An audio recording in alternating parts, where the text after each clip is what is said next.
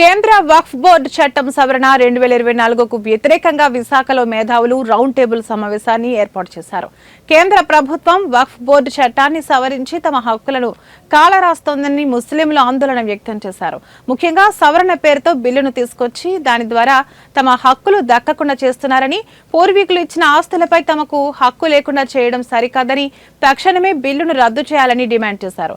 ఈ బిల్లు ముస్లిం సామాజిక వర్గానికి వ్యతిరేకంగా ఉందని కేంద్ర ప్రభుత్వం ఈ బిల్లును పార్లమెంట్లో రద్దు చేయాలని కోరారు.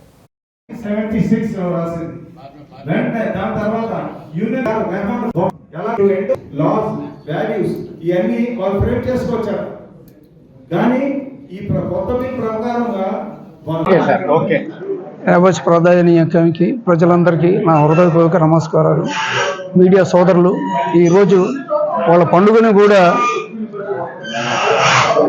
చూసుకుంటూ ఈరోజు మా యొక్క చర్చా వేదికకి వచ్చి ఈరోజు మా యొక్క సమస్యలని వాళ్ళ ముందు మేము చర్చిస్తున్నాం. నా పేరు షేక్ అబ్దుల్ మునీర్. ఈ చర్చ ఏంటంటే సబ్జెక్టు వక్ఫ్ బోర్డ్ అమెండ్మెంట్ యాక్ట్. ఇది అందరికీ తెలిసిన విషయం.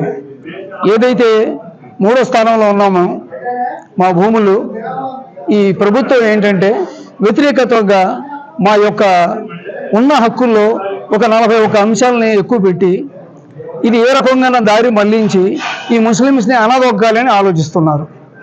ఇది చాలా